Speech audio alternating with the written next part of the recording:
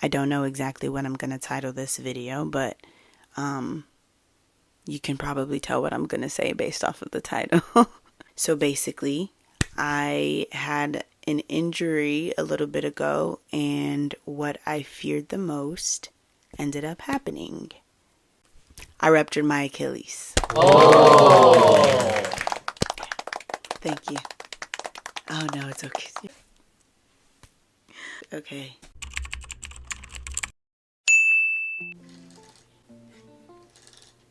Okay, that's better. Anyway, basically, for those who don't know what an Achilles rupture is, your Achilles tendon is the largest tendon in your body. It's located in the back of your leg, so it runs from about mid-calf all the way to the bottom of your heel. It's the tendon that connects it to. It allows you to run, to walk, to stand on your tiptoes. Essentially, it's responsible for a lot in your body. When you rupture it, it is, sorry if you're queasy, just a disclaimer, but when you rupture it, essentially it is the tendon ripping in half.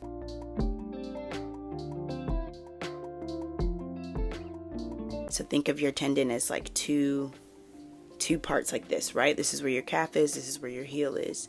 If you rip it, it rips apart, and then there's a gap in between. So essentially the idea is to have surgery or not. There are two different ways to remedy it, but you can have surgery to have the two ends of the tendon sewn back together, and then you go through a series of rehab and all the things, and then you can get healed. Just wanted to give you a little bit of an idea of what that looks like.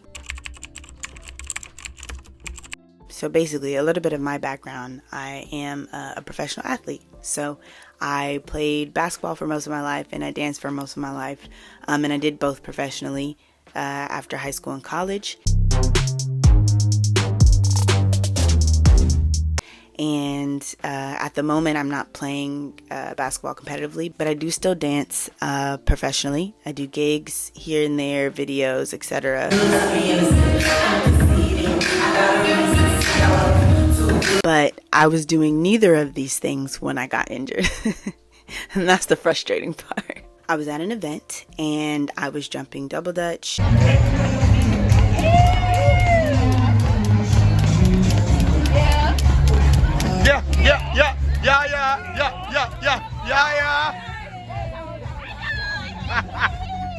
And heard a loud pop in my leg, and then I fell. And just being an athlete all my life, the instant I heard the sound, I was kind of like, I just knew. I was like, okay, I think I tore my Achilles, but I wasn't sure because I actually didn't feel any pain, and that's the crazy part. I didn't feel anything. I just heard it, and my brain associated the sound with the pain. Ironically enough, it didn't feel like what most people explain the feeling to feel like. The crowd was just growing, and everyone was like, oh my gosh, go again, go again. And then I finally was like, you know what, I think I'm gonna stop and get something to eat. And then someone was like, just one more time, just one more time. It's always the one more time. And I ended up jumping the one time, and then of course that's when I got hurt. The day was so good too. Like, I was kicking it with some friends. It was great weather. There were celebrities there. I even got to meet one of my favorite influencers on TikTok, Keith Lee. And we had a great conversation about being athletes and how inspirational he was. And he was like, good luck to you in everything you do. Wait, hold on.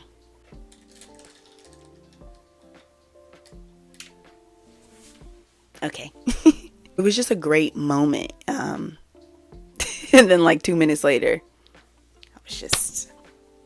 I was on the floor. Eventually, I was carried out, rushed to the ER. We went to the ER. Child, that's a whole other story. It's a whole other story. I do plan on doing a separate video about basically how I've been treated or mistreated within the medical system thus far. I've had some not so great experiences with different doctors, all sorts of misdiagnoses and misinformation from different doctors, and just not being taken seriously. Unfortunately, as a Black woman, that's not uncommon, and that's something that I do want to stress and discuss at a separate time. So was in the ER. Long story short, they just gave me some crutches and was like, you'll be good in a week, just go home. But back to the actual day of. The crazier thing is that morning, because it happened on a Sunday, I was actually at church. Y'all, guess what my sermon was about? Hold on.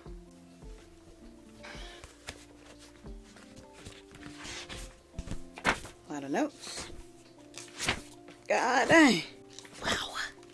I should have prepped this. Okay. Found it. One thing I wrote was, God is too very intentional to make or allow things to happen on accident. God does not waste your pain. He does not waste the weight, the joy, the confusion, the fear, etc. All those things work together for your good. This the one, y'all. This is the one. Hold on. There's even a little bit of salt in the recipe for chocolate chip cookies. So we can't tell God how to cook.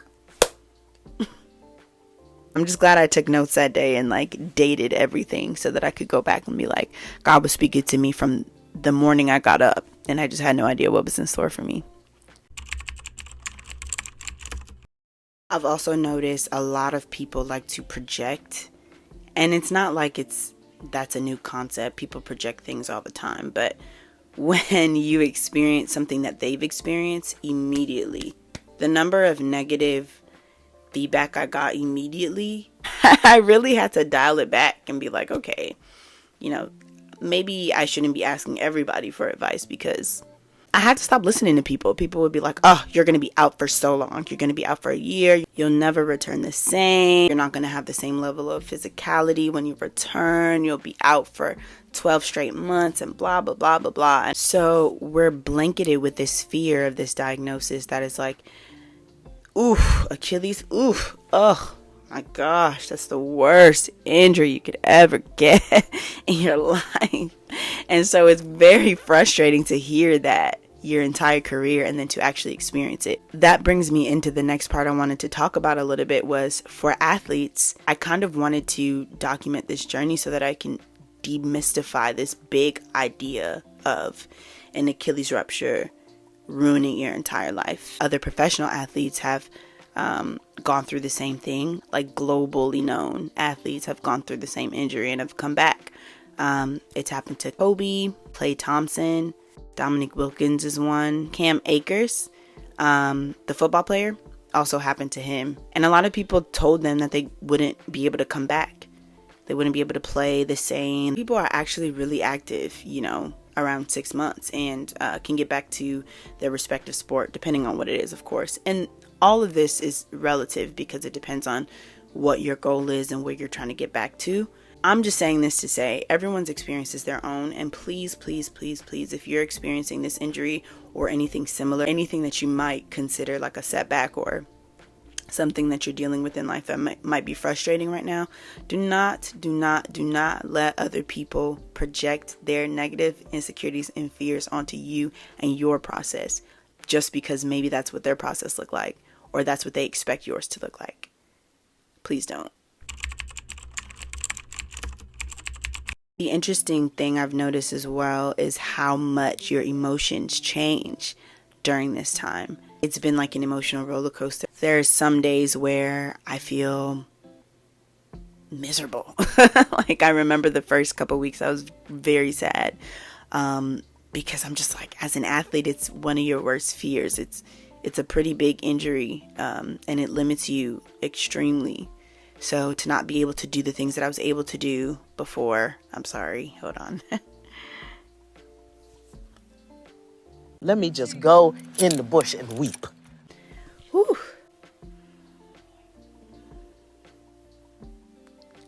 Dang it. It's a little bit frustrating how you can still get emotional about it. Ugh. Well, the point I'm trying to make is that your emotions about it can change by the day or by the second, as you just saw. First couple weeks was really, really tough. And then I would say I got a little bit optimistic because I was waiting for an MRI. And then once I got the MRI, it kind of went back down because I got the results, and it was bittersweet because I was able to finally medically identify what was wrong, and figure out steps to recovery. And then some days I'm like praise and worship, like praying that thing down, reading my Bible, declaring all sorts of stuff. And then the next day I'm angry, or the next day I'm, celebrating with my community, but then the next day I just want to be by myself. Or some days I don't want to do anything. I'm just like, leave me alone. I don't want to talk to anyone. I don't want to do anything. But what I have been doing to keep my mind off of things has been a lot of reading. I've definitely gone through some books, a lot of writing, journaling, catching up on TV shows and movies, spending time with friends and family. I've done so much research, y'all, like so much. I've done a lot of research because I've had so much time to wait before receiving treatment. And what I've realized is there are phases to this recovery. It's not like you just sit there and you can't walk and you can't do anything for a year. There are phases. You're in crutches for a moment, graduate to a walking boot, then they transition you into shoes. You start doing rehab. You can do pull workouts. You can do different things. You can bike. You can slow jog. It's a gradual build. I had a lot of questions, and there were a lot of people's journeys and videos that did answer the things that I had questions about, but there were a lot of questions and things that kind of went unanswered because I didn't know and no one else had any answers for me. But that's life. So I figured I would make something. Oh my gosh, is this thing? Oh, girl, I thought my mic was off. Child, I was about to say, do I gotta start this thing over?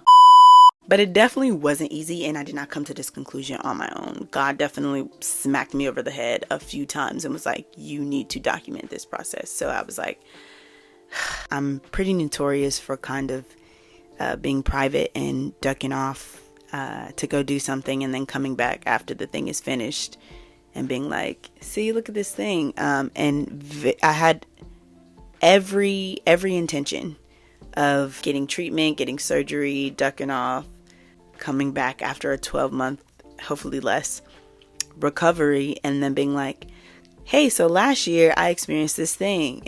And I felt like I was like, no, we're not doing that in 2023. Although it took me a minute to get there mentally and spiritually, I'm like, hold on. I've come way too far in my faith. I'm way too spiritually mature. I've gone through way too many things in my lifetime to know that this is an all for naught, or to think that this is an all for naught. Like, God didn't make this happen on accident. What I noticed I hadn't seen a lot of were videos with women and then videos with Black women.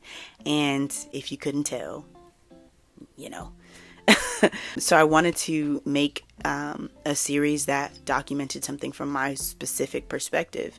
I think a lot of that honestly had to do with why I wasn't seen immediately, why I didn't get traditional treatment. And I just wanted to journey that experience because it's something that I was specifically looking for when I was trying to figure out how to go about this process. And for any athlete that is watching, I'm sure you all can attest to how devastating the injury is. I actually don't think that people understand the gravity of the injury. I think people who aren't athletes or who aren't active kind of hear and they're like, oh, like an ankle thing. Oh, like, is it like you sprained? Huh?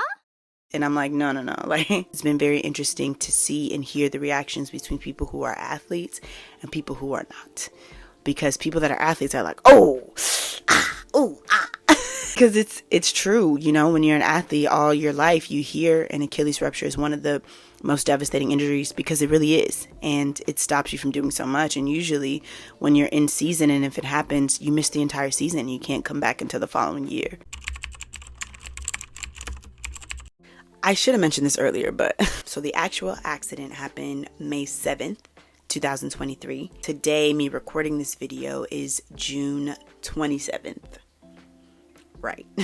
When I actually have my surgery, it'll be almost 2 months since the injury. So next steps. I have my surgery scheduled in 6 days. I have a blood work and anesthesiologist appointment coming up in a couple days, and I'll be going to just do any other pre-op things, and then my surgery is scheduled July 3rd. So that is pretty much it for right now. I am casted up.